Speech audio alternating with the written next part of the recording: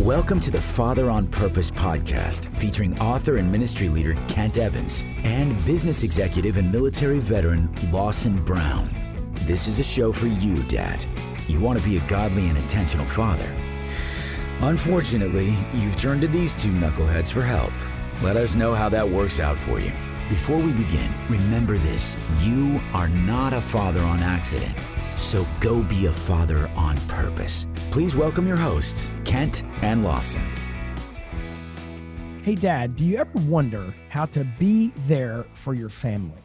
You want to do it. You want to be there for your family. You're just not sure how, or there may be something difficult that your family's walking through, and you just don't know exactly how to fix it or make it better. So you're not sure how to engage with that situation, but you know you need to.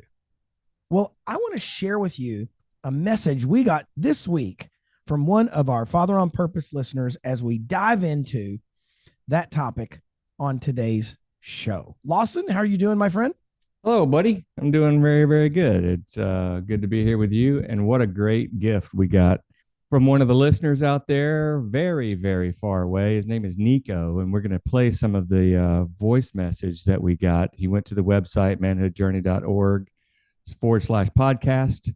And there's an easy button right there. You just click it on your phone or on your computer and speak. And it comes to us in the form of a voice message. And man, what an encouragement this, just to know that people out there are listening. And, you know, Nico wanted to contribute, and what he gave us was such a cool gift in the form of, not just the photo of that he sent from his view while he was. Well, wait a minute. Yeah. Wait a minute. Let me be real clear in case you're listening, Nico. The photo was not a gift. Okay. That was actually like a massive flex that Nico made. Like, look at my backyard, basically. And it was a couple things. One, it was a town name that nobody on earth can say. Right. Like, I don't know. It was just a bunch of like jibber jabber. It looked like he fell asleep on his keyboard. I'm pretty sure he spelled did. It. Yeah, I think he fell asleep, and there were a bunch of consonants. He rolled over, got a vowel in there, and it looked like a name. But moral story is the picture is beautiful. Yeah, Wherever that was taken, it's like off the Eastern Cape of South Africa. And it was amazing. So Nico is from South Africa. And before Lawson tees up this voicemail we got from Nico, I want you to remind you, listener, Dad, be like Nico. Sorry. Don't send me pictures of your cool living quarters. I don't care about your dumb pictures. Don't send me anymore. But be like Nico in that he had both some encouragement and some challenge for us, and he didn't keep it to himself. Instead, he went to manhoodjourney.org/podcast. Now, Dad, listen, you might be mowing the grass. You may be on your run. You may be driving or on the train, commuting to your job. And even as busy as you are and as currently multitasking of a guy as you might be right this second, you can remember that web address. Okay. It's manhoodjourney.org/podcast. It's just one word, podcast/podcast. Go there, click the button, leave us a voicemail just like Nico did. Lawson, tee this one up for us. Yeah, I want to get right into it and hear from Nico himself. So we've got this recording. He starts out talking about being a father of a young baby girl, little over 2.5 years old, and what he got from one of the Mountain Monday emails, where what he received was talking about time and how we treasure it. He says time is short, count it daily, and use it wisely. Let's listen to a little bit of the beginning of that. Greetings, man. My name is Nico Elgort. I live in Pretoria, South Africa, and I've been tracking with the Manhood Journey for a while. Recently, I contacted Kent regarding a Mountain Monday piece with the title, What I Try to Remember About My Time. The 3 main points being, number 1, it is short, number 2, count it daily, and number 3, use it wisely. It brought me to tears because of where I am in my journey. In our correspondence, Kent dared me to send in a recording, and well, here it is. I'm a father of the cutest baby girl in the world. I know old dads probably think it. She's 2 years and 3 months old, and it seemed that she was taking her sweet time to develop her speech. At first I thought it was a blessing in disguise, Recently, though, we took her to see an occupational therapist, as it seemed strained that she is not saying anything at all. By no means is this a plea for pity, but a call to arms. Rather than being passive and leaving most of the kids' stuff to your wife, I implore you, fellow men, fellow fathers, as the guys say, you're not a father on accident, so go be a father on purpose. Wow. All right. So that was a great reminder for me too. I love the way he breaks that down. Time is short, count it daily, and use it wisely. And another thing that I really dug about the way he described the challenge, kind of the difficult time that he and his family are in, and especially him as a dad, where he said that his baby girl was, quote, taking her sweet time developing her speech. I just thought that was a really, really precious little way of saying that, and he implores us dads to be there and engage and not leave it to someone else, whether that's our wife or the doctors or whatever. In his case, with a difficult time like that, it's, he was thinking that she was just kind of taking her time, and we'll hear, that it comes to be that there is some sort of something going on with the connection within her brain where occupational therapy is needed. And so surely, unless he's an occupational therapist, he's just a dad, like all of us. And what do you do in a situation like that? Well, I don't know, but what he is doing is walking wisely and remembering that your time is short. He counts it daily and use it wisely by not being passive, by engaging and being there with his family. And sometimes, Lawson, by the way, thank you, Nico, for the message. So kind of you to do it. And the fact that we challenged him, I was like, hey, man, I dare you to leave this on the voicemail. And he stepped in and did it. What a gamer. He's a total gamer. Thank you, Nico, for doing that. And thanks for being transparent, vulnerable, and honest. What I think it reminds me of is that sometimes being a father who's engaged or a father on purpose doesn't mean I have to have all the answers or be the, like you said, Lawson, I don't have to be the expert in what all my kids know or need to have done to them, but I need to be present. I can remember several times when my oldest son, Alex, was learning things about music, and now he's a musician. He's like, does it for a living. And I remember when he was learning things about music and he would draw me in talking about music. And half the time I felt like he was speaking a foreign language. Like he was talking about something and he would go like, you know what I mean, Dad?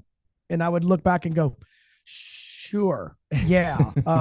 Something about that string, and there's a noise and there's a noise. And then the noise, when you play it sounds good. And when I play it sounds bad. Do I now understand music theory? Like that's about as deep as I got. But he would try to explain things to me.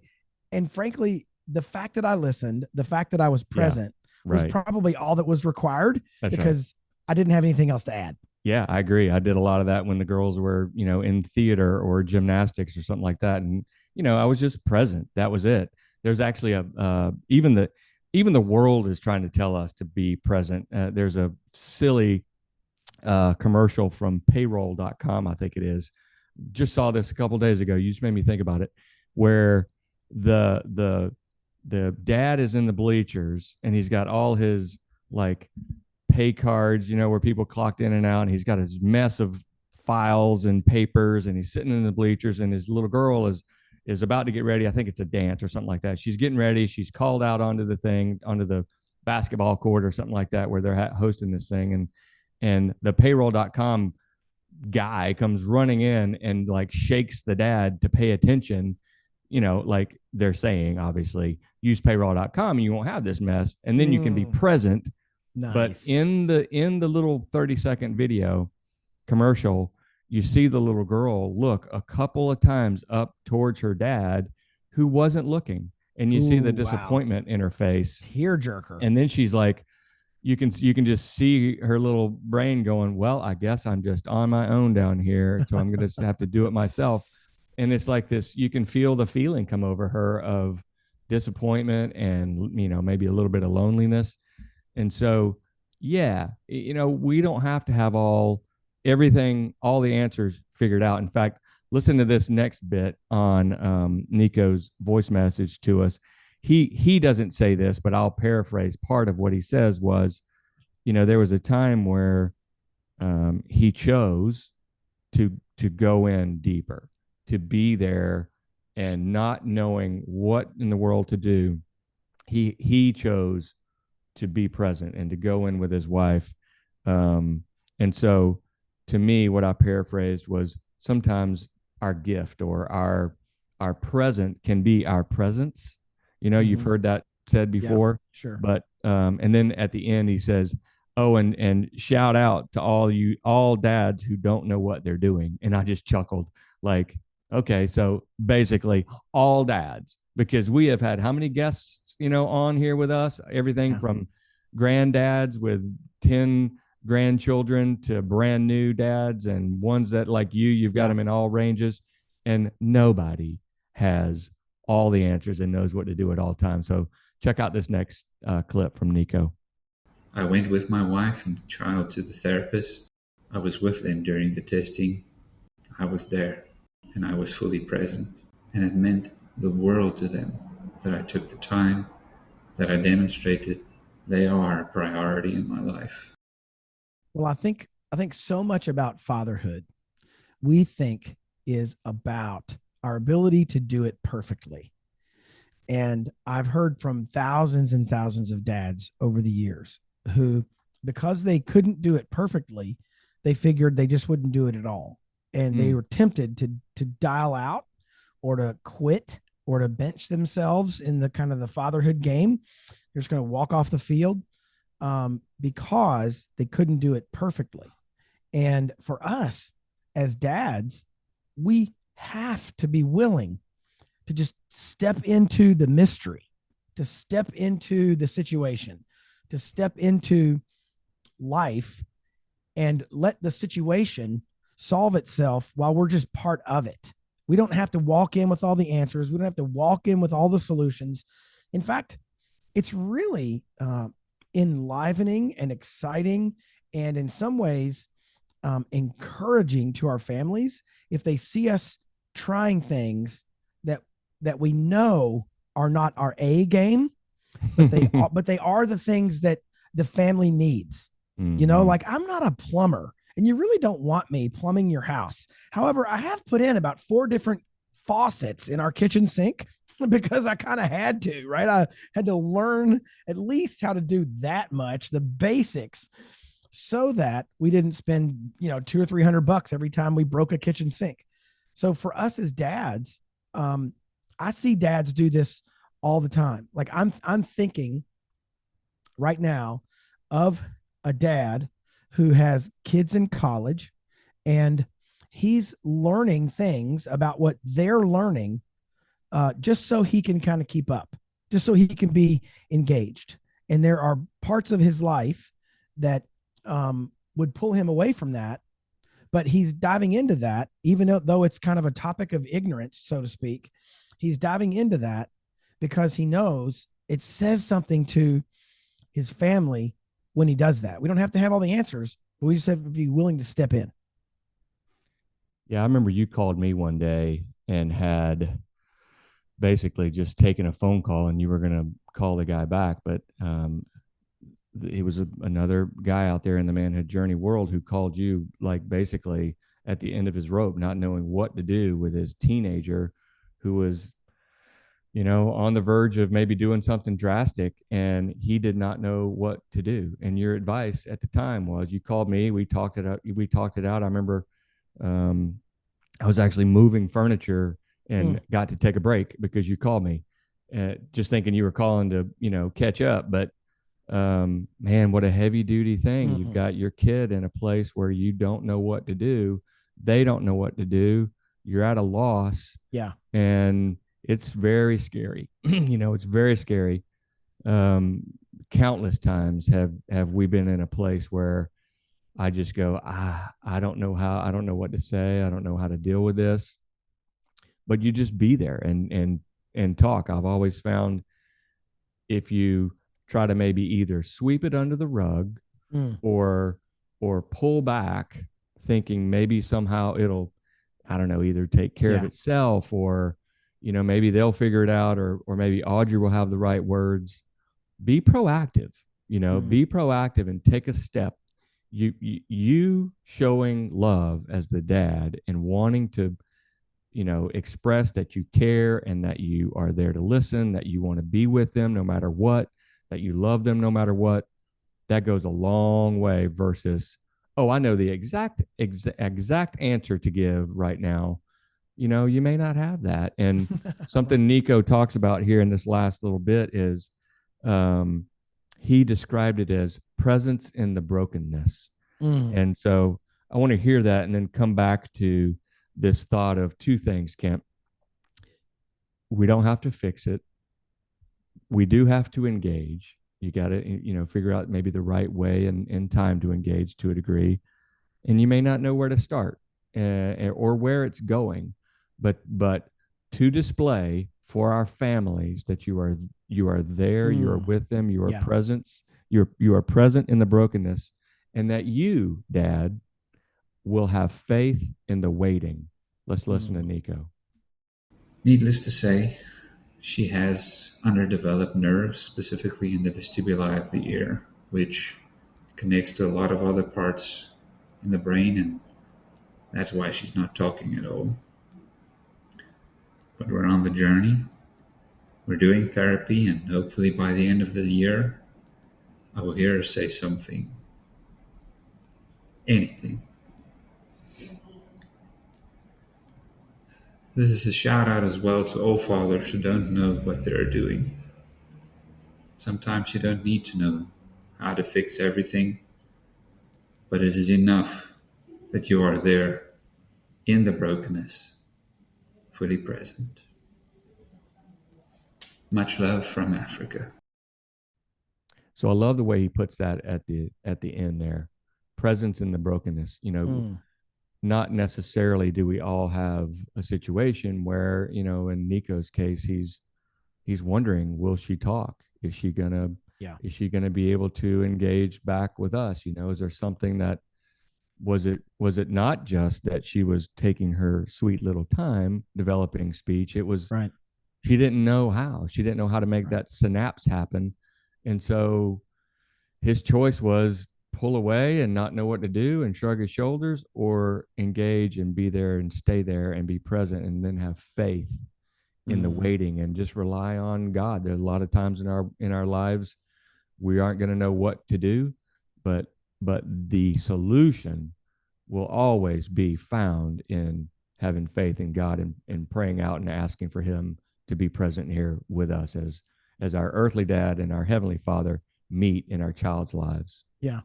And it strikes me, just in hearing his tone of voice, which is why we want to encourage you, Dad, leave us a voicemail, right? Do not hog all of your encouragement or your challenge or your ideas or your thoughts on fatherhood, because, man, we need each other and we need to hear each other. And when we hear the voice, there's something really rich about hearing somebody's voice. Totally. Because it sounds to me, and Nico, you can reach out to me by email and tell me how close I got or didn't on this assessment, but it sounds like he's relatively content with where the situation is. Like, if I listen to his voice, he doesn't sound panicked. He doesn't sound nervous. He doesn't sound fearful, even though there's no exact guarantee that this is going to work out just like he hopes, right? There's no guarantee that his daughter will have perfect speech or perfect hearing, or that it will happen by a certain day or within a certain time frame. There may be optimistic reasons to think about that, or that we kind of like sort of know the animal and we've conquered it before, so we have a range, but we really don't know the future, right? And I was talking with he just sounds content. He sounds like a guy who'd be content and who'd be fun to hang out with over coffee, because he's not panicked or fearful, and because he has access to a super cool beach. So I'm saying, like, if I were to want to go hang out with Nico, if I'm completely honest, it may be partly for the coffee and the contentment and to see his sweet daughter, but also that would be like, if they met me at the beach, that'd probably be even better. But I do think, even just not long ago, I was talking with one of my older sons, and we were talking about the transition that happens when you go from being like a child to being a young man, and I'm sure this is true for girls, young women, where you start to realize that there are these things called tomorrows, and you don't quite know how they're going to go. Right. So right now, my boys, I have one boy who's still young enough who might count the number of sleeps until a certain event. Right. So he'll be like, on, December 18th, he'll be like 7 more sleeps till Christmas, like he can map out in his head day parts and, sunrise, sunset. It starts to sink in that he can kind of count on a day or a week or a month. But what we know as adults, and what our kids eventually figure out in their teen years, is, number one, our tomorrows are not guaranteed. And even if we are alive for those tomorrows, we're not told how they're going to go. We don't know that this is going to work out great. I think of that verse in James that says, you boast about you're going to go to this town and do this business and you're going to get all this done, and all such boasting is evil. Instead, what you should say is, if the Lord wills, we will do thus and such. And for me, it's a reminder that my tomorrows are not guaranteed, that I'll even be breathing. And even if I am, there's no guarantee. And sometimes that uncertainty can make me nervous as a dad and not want to lean in. But frankly, I need to learn how to lean into that. And it sounded like that's kind of where Nico is with, if I heard the tone of voice correctly. What's going on, dads? Check this out. Hey, in the world of fatherhood, balancing style and functionality is key, right? Range Leather gets it, offering products like the sleek Elbert wallet and the American flag hat. It's perfect for dads on the move. Made from the finest Horween leather, Range's products don't just look good, they are built to accompany you through every dad duty with elegance and resilience. Snag your next dad essential at rangeleather.com and save 15% when you use code MJ15 at checkout. Head to rangeleather.com to get your swag. That's RANGE leather.com. Yeah, I'm curious if he'll probably email us back and let us know, like, no, I'm fully freaking out. I just sound calm. It's like an airline flight attendant, right, where they get trained in not looking nervous, even though they probably hate the turbulence as much as I do, but they look like everything's fine. This is great. Would you like some more coffee? It's like, wow, it's amazing. Yeah. I wonder if in Nico's case, I love that he did that in his own voice, and it means a lot to us just to hear from a guy like him. He started with, in fact, in show notes, we have Psalm 90, verse 12. It says, "So teach us to number our days that we may get a heart of wisdom."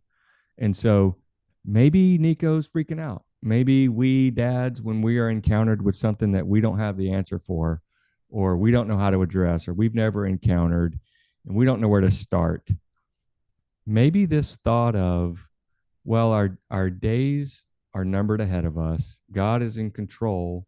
And so here's what we can do. We can address today. We don't know what the future is going to hold. There's no way to even try to figure that out, like you were saying. And so let's rest in the fact that today is the day that we are dealing with. And so maybe in Nico's case, it is this. In fact, he's using a challenge in their lives, in the life of his family, to encourage other dads. Wow. I mean, that's faith. Here we go. That's what I'm talking about. Yeah. So one more time, Nico, thanks a lot. You brought a lot of great insight to this for me. And Kent, I know you've got something on your mind here. I just want to say one more thing.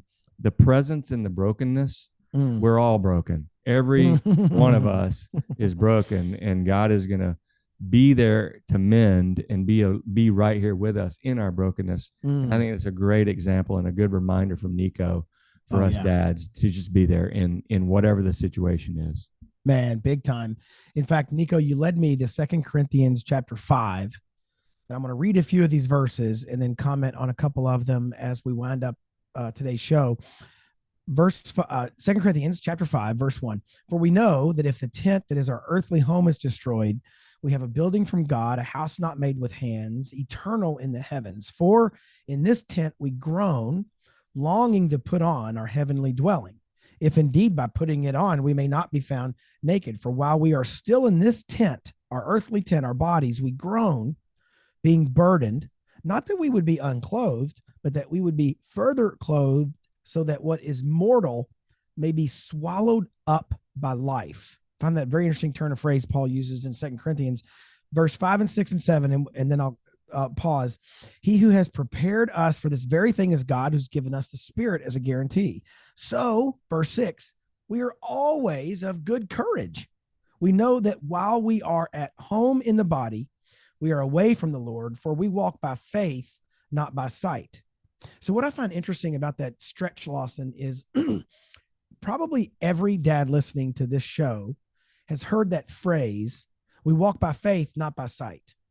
And if you take just verse 7 and you pull it out of the context, because verse 8 goes on to say, yes, we're of good courage and we'd rather be away from the body and at home with the Lord.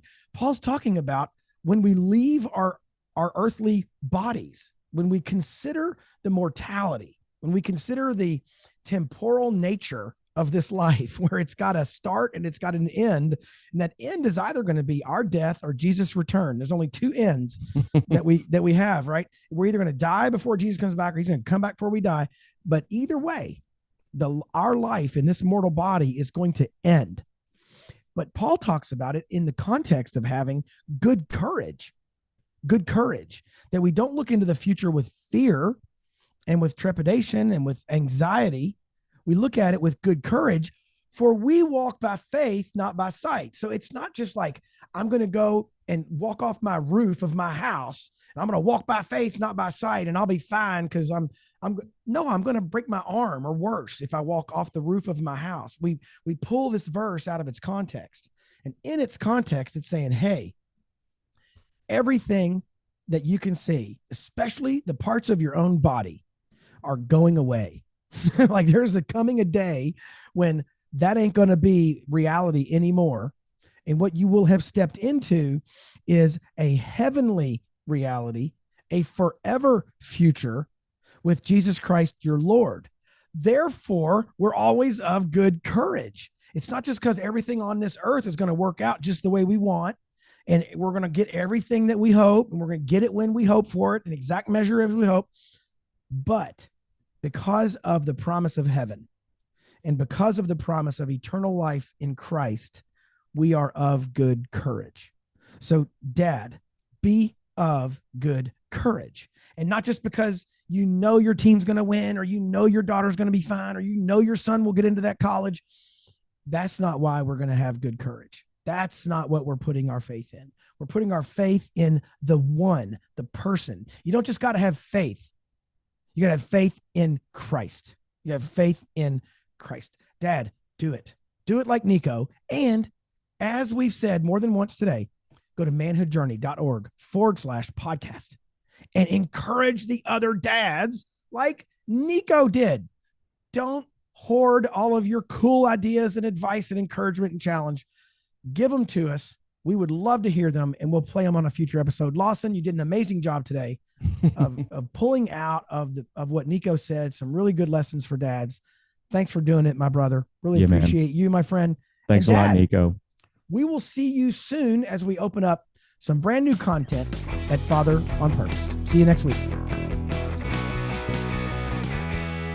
Hey, Dad, thank you for listening to today's show. If you found this episode helpful, remember, you can get all the content and show notes at manhoodjourney.org/podcast. And if you really liked it, please consider doing 3 things. Number 1, share this podcast with someone. You can hit the share button in your app, wherever you listen to podcasts, or just call a person up and tell them to listen in. Number 2, subscribe to this podcast so you get episodes automatically. That helps us as well to help dads find the show. You can do that through your favorite listening app, whatever that is. And finally, review this podcast. Leave us a review, good or bad, wherever you listen. Those reviews also help other dads find the show. You can always learn more about what we're up to at manhoodjourney.org or fatheronpurpose.org.